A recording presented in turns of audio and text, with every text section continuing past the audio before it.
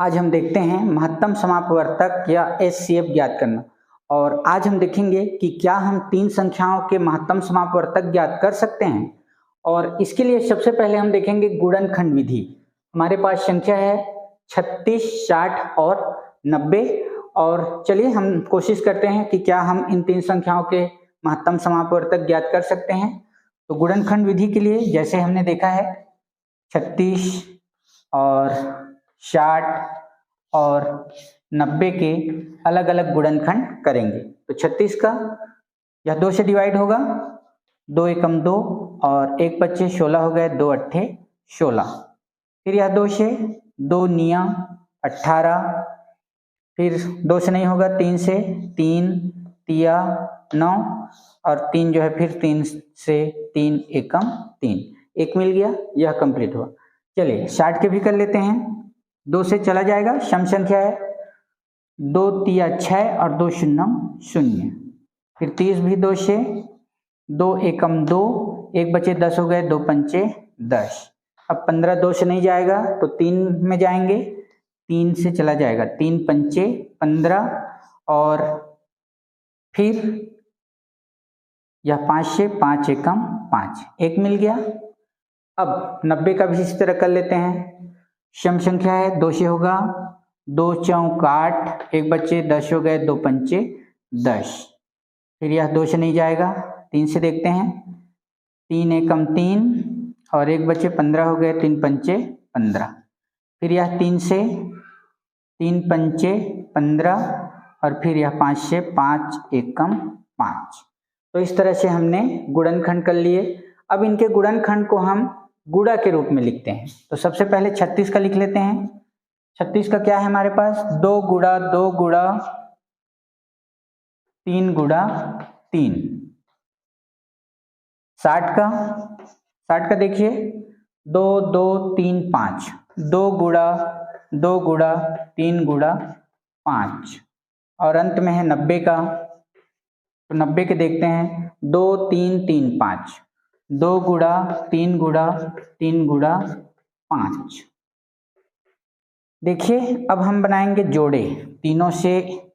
तो यह बन गया, दूसरा 2 2 यहाँ नहीं है, यह देखिए यहाँ है 3 और 5 यहाँ नहीं है तो नहीं बनेगा। तो हमें क्या मिला, इस समूह में से 1 2 और इस समूह में से 3, तो 6।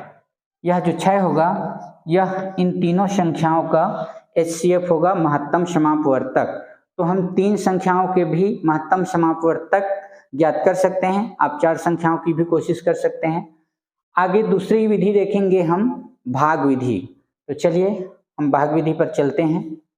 इसी संख्या का हम भाग विधि से महत्तम समापवर्तक ज्ञात करते हैं।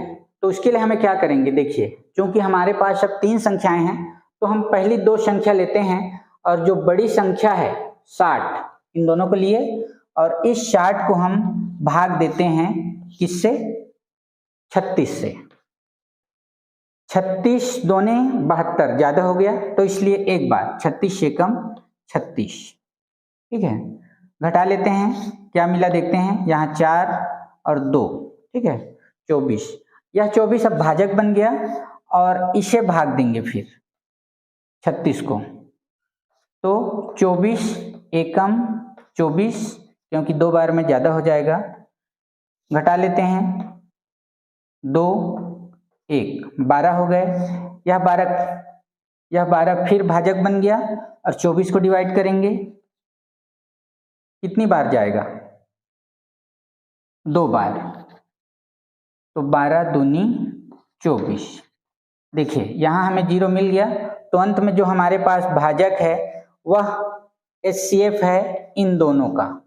इनका किनका, 36 और 60 का एचसीएफ मिला हमें 12। अभी हमारा आंसर कंप्लीट नहीं हुआ, अभी हमारे पास 90 और है। अब देखिए इन दोनों का एचसीएफ जो 12 है, इस 12 और 90 का फिर हम एचसीएफ ज्ञात करेंगे। तो फिर यही क्रिया दोहराते हैं, 90 को हम भाग देंगे 12 से, ठीक है। चलिए देते हैं, 12 पंचे 60, 12 छक्का 72, 12 सत्ते 84, 12 अट्ठे 96, ज्यादा हो गया, 12 सत्ते 84। घटा लेते हैं तो घटाने पर हमें कितना मिला देखते हैं 6 और यह हो गया 0 6। ठीक है, यह भाजक बन गया। अब 12 को डिवाइड करते हैं तो 6 दूनी 12, घटाते हैं, देखिए यहाँ शेष 0 आया, मतलब हमारा जो क्रिया है वो कंप्लीट हो चुका। अब अंत में हमारे पास भाजक क्या है, यह भाजक है 6। ठीक है, यह जो 6 है यही इन तीन संख्याओं 36, 60 व 90 का महत्तम समापवर्तक कितना होगा 6 होगा। यह होगा हमारा आंसर। तो अगर हमारे पास इस तरह तीन संख्याएं हैं तो पहले दो संख्याओं के हमें एचसीएफ ज्ञात करने हैं, जैसे हमने ज्ञात किया।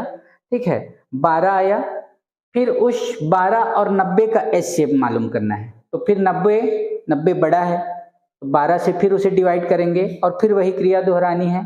अंत में जहां हमारे पास शेष 0 बचा तो उसके जस्ट ऊपर हमें भाजक देखना है कि भाजक कितना है। तो भाजक है 6। यह 6 जो है इन तीन संख्याओं का एचसीएफ होगा।